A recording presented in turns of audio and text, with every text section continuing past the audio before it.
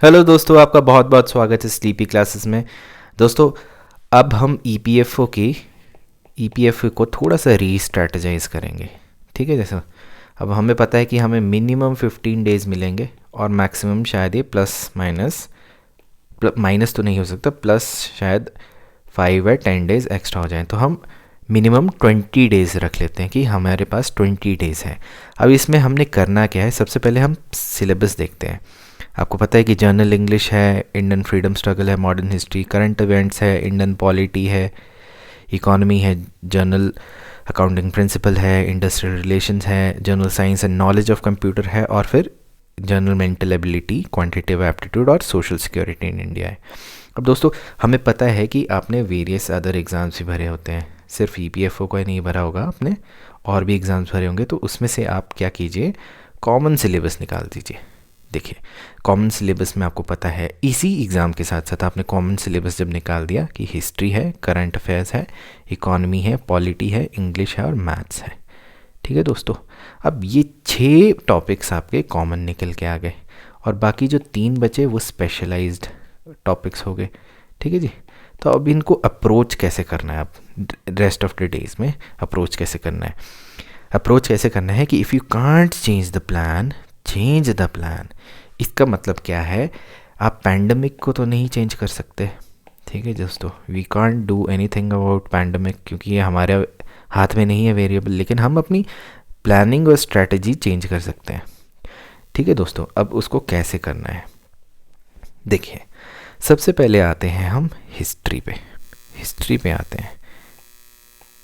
अब हिस्ट्री ऐसी चीज़ है जो सभी एग्ज़ाम्स में इम्पॉर्टेंट है और कॉमन है, लेकिन इस टाइम पे आप स्टार्ट नहीं कर सकते हिस्ट्री को। वो इसलिए कि अगर इस टाइम पे आप पढ़ना स्टार्ट करेंगे तो वो तो सरासर बेवकूफ़ी हुई।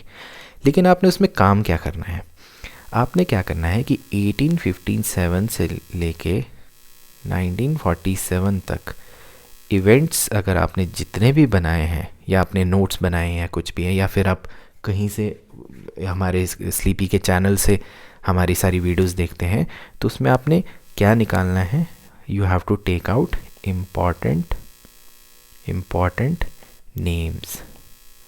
नेम्स किस तरीके से, चाहे फिर वो महात्मा गांधी हो गए, या फिर भगत सिंह हो गए, या फिर आपके किसी भी तरीके के इम्पॉर्टेंट नेम्स हो गए। ठीक है दोस्तों, इसमें आपके जवाहरलाल नेहरू भी हो गए, क्योंकि देखिए ये पॉलिटी से रिलेटेड हैं।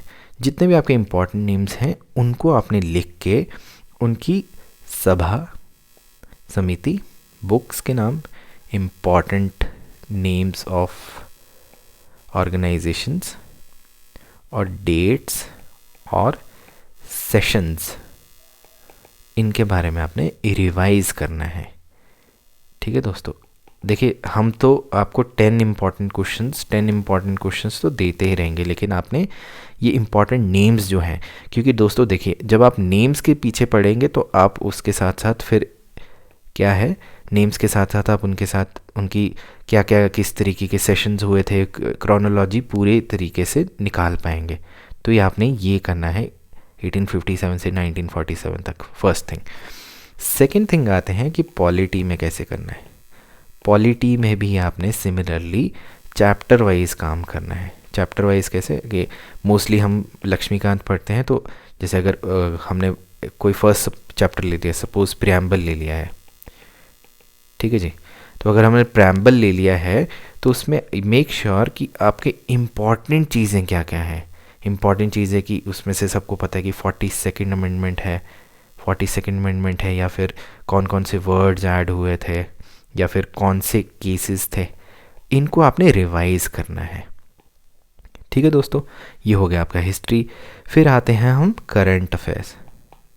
करंट अफेयर्स में आपने रिवीजन देनी है किस तरीके से, अप्रैल टू अप्रैल, मतलब कि हो गए हमारे 12 मंथ्स। अब 12 मंथ्स को आपने 20 डेज़ में इस तरीके से डिवाइड करना है कि पर डे आपके 1 या 2 मंथ्स कवर हों।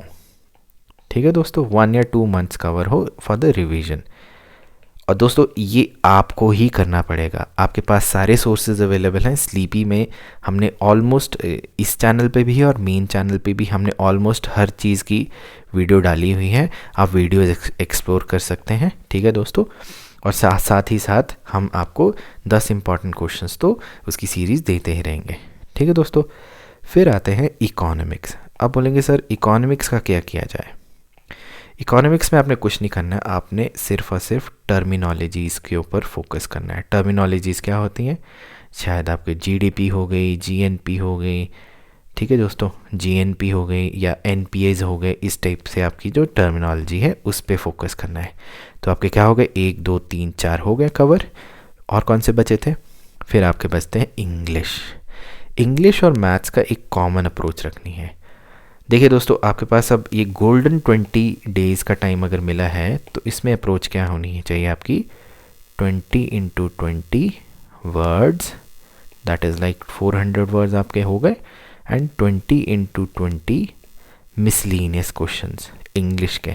तो टोटल 400 + 400 कितने हो गए, 800 क्वेश्चंस। 20 डेज़ में आपने 800 क्वेश्चंस इंग्लिश के कर लिए हैं। और सिमिलरली मैथ्स एंड रीजनिंग में भी आपने ऐसा ही करना है, अराउंड 800 क्वेश्चंस आपने करने हैं 20 डेज़ में। और वो आप अपने हिसाब से टॉपिक डिसाइड कर सकते हैं कि मुझे कौन से वाले टॉपिक्स हैं। कुछ कॉमन टॉपिक्स होते हैं जिस तरीके से टाइम एंड वर्क हो गया या फिर सिंपल इंटरेस्ट हो गया। ठीक है दोस्तों, ये बहुत ही कॉमन टॉपिक्स हैं, इनके क्वेश्चंस आप कर सकते हैं। चाहे तो आप जाके CDS के जो प्रीवियस ईयर क्वेश्चन पेपर हैं उनका मैथ्स सेक्शन देख सकते हैं, वहाँ से आपको बहुत आइडिया मिल जाएगा कि मैथ्स में किस टाइप के क्वेश्चंस हैं। या फिर अगर आपको एडवांस लेवल में करने हैं तो असिस्टेंट कमांडेंट के UPSC में जाके प्रीवियस ईयर क्वेश्चंस देख सकते हैं।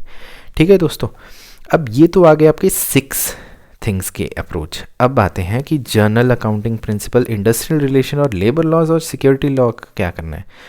देखिए दोस्तों, इसका आपको हमारे चैनल पे यूट्यूब पे आपको सारी वीडियोस मिल जाएंगी। ठीक है, अलॉन्ग विद 10 क्वेश्चंस तो आ ही रहे हैं।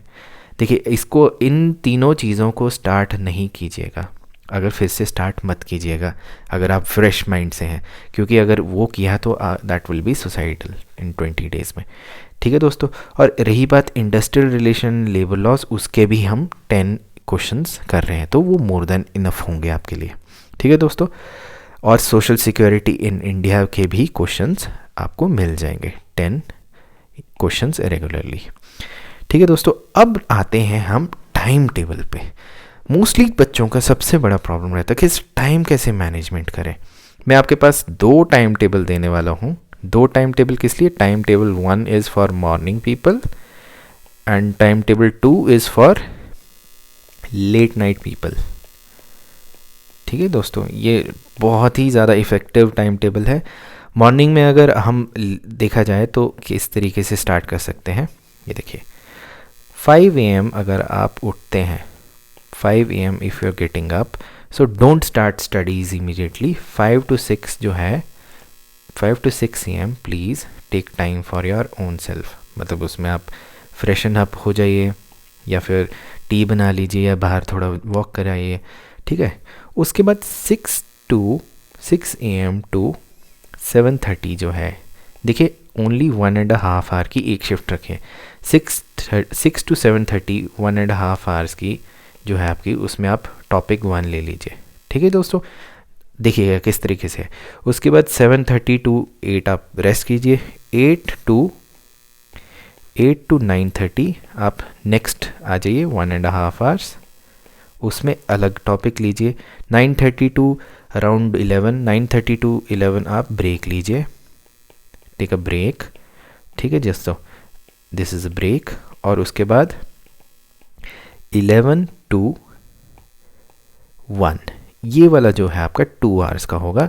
इन 2 आवर्स में आप उन टॉपिक्स पकड़िए जिसमें आपको प्रैक्टिस करने की ज़रूरत है। अब प्रैक्टिस किसकी है, इंग्लिश या फिर मैथ्स, क्योंकि प्रैक्टिस में ज़्यादा टाइम लगता है। ठीक है दोस्तों, इसके बाद 1 to 2 आप अपना लंच कर सकते हैं। अगर इसको फ्लेक्सिबल भी रख सकते हैं, कई लंच लेट भी करते हैं, तो दिस इज़ अ ब्रेक। ठीक है दोस्तों, फिर आप 2 to 2 to 3:30 जो है अपना एक और सेशन रख सकते हैं, 1 मोर सेशन, और फिर 3 to 4:30 आप ब्रेक लीजिए। देखिए दोस्तों, हमारा यहाँ पे जो मेन मकसद है वो ब्रेक लेने का ज़्यादा है, क्योंकि माइंड को फ्रेश रखना है। और फिर लास्ट जो है 4:30 to 6:30 2 आवर्स आप एडिशनल लीजिए। हो गया आपका, ठीक है दोस्तों। अब इसके बाद 6:30 to 8 या फिर 8:30 तक आपकी एक और ब्रेक हो जाएगी। और लास्ट में जब आप आएंगे, ठीक है दोस्तों, जब लास्ट में आप आएंगे तो उसमें आप 9 to 11 एक लास्ट शिफ्ट मारेंगे। कितने घंटे की? 2 आवर्स की। आप बोलेंगे सर कितने घंटे आपने पढ़ लिया? 130 हो गई, ये 3 आवर्स हो गए। ठीक है दोस्तों, 3 + 2 5 आवर्स, और फिर आपके 6 आवर्स यहाँ पे, फिर 6 + 2 कितने हो गए? 8 घंटे, 8 + 2 10 घंटे। देखिए देखिए, आप 10 घंटे यहाँ से पढ़ लिए। और आपकी ब्रेक कितनी रही है? ये देखिए 9:30 to 11, 1 to 2, और फिर 3:30 to 4:30। ठीक है दोस्तों, और फिर 6:30 to 8:30। तो मतलब ये बिल्कुल बैलेंस हो गया। और 10 घंटे की अगर आपने ऑनेस्ट पढ़ाई करी है रिवीजन में, इट्स मोर देन इनफ। ठीक है दोस्तों, अब हम आते हैं टाइम टेबल उनके लिए जो कि लेट नाइट वाले होते हैं। अब लेट नाइट वालों की सुबह मोस्टली जो होती है वो 11 बजे स्टार्ट होती है, 11 AM। ठीक है दोस्तों, जो मैं एक तरीके से सोच रहा हूँ कि 11 बजे तक स्टार्ट होती है। तो 11 बजे अगर आप उठ रहे हैं तो आपकी फ्रेशन अप होके 12 बजे तक यू विल बी ऑलरेडी, आपने अपना ब्रेकफास्ट वगैरह करके एवरीथिंग। तो चलो 12 नहीं 12:30 कर लीजिए। ठीक है, अब ये 12:30 से लेके आपने कितना 2:30 तक फर्स्ट शिफ्ट लगानी, क्योंकि आपने गैप काफ़ी ज़्यादा ले लिया हुआ है। तो 2 आवर्स की शिफ्ट, उसके बाद आप 2:30 to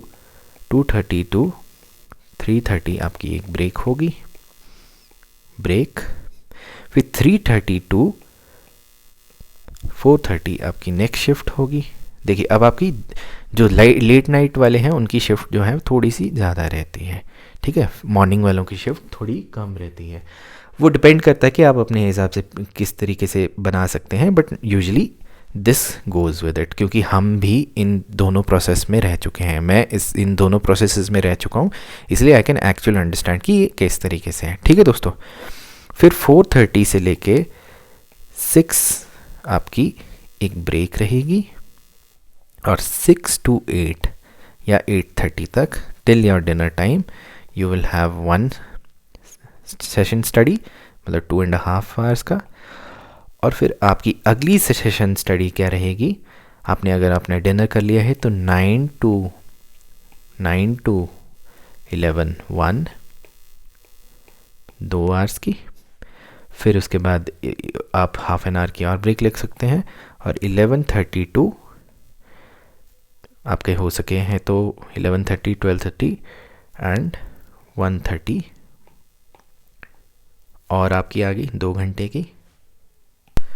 और फिर आप 2 बजे से लेके लास्ट शिफ्ट आपकी जो होगी वो होगी सुबह 4:30 बजे तक।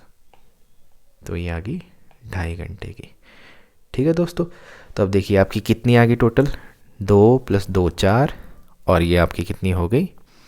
6.5, 6.5 + 8.5, 8.5 + 2 और कितना हुआ? 10.5 घंटे।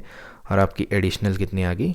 12.5 घंटे, जो कि आइडल टाइम में इतनी ज़्यादा नहीं निकल के आती है, क्योंकि लेट नाइट में इतनी ज़्यादा एफिशिएंसी नहीं निकल के आती है। बट एवरेजली आपकी जो है अराउंड 11 आवर्स की निकल आएगी, और इसमें 10 आवर्स की।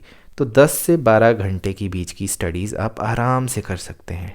ठीक है दोस्तों, और इनके बीच में आपने डिसाइड करना है कि हमने जो ऊपर वेरिएबल्स किए हुए हैं, जैसे कि हमने जो ऊपर डिस्कस किया है कि कॉमन टॉपिक्स जो हैं, ठीक है दोस्तों, कॉमन टॉपिक्स को आपने 10 से 12 के घंटों के बीच में किस तरीके से करना है। ठीक है दोस्तों, सजेस्टिव है कि 800 क्वेश्चन जो आपके दोनों इंग्लिश और मैथ्स के 20 दिन में हो जाने चाहिए। अगर आप इसको बढ़ाते हैं तो आपकी प्रोबेबिलिटी बढ़ती है। तो ये आपकी फिर से एक नई स्ट्रैटेजी बनी है फॉर नेक्स्ट 20 डेज़। अगर आपका लक थोड़ा अच्छा रहा तो 20 डेज़ बढ़ भी सकते हैं। आई नो कि EPFO एग्ज़ाम में वी आर थिंकिंग कि जल्दी हो जाए, लेकिन पैंडमिक का कोई भरोसा नहीं है, इसलिए थोड़ा सा रीस्ट्रैटेजाइज कीजिए और अपनी सिलेक्शन EPFO में पक्की कीजिए।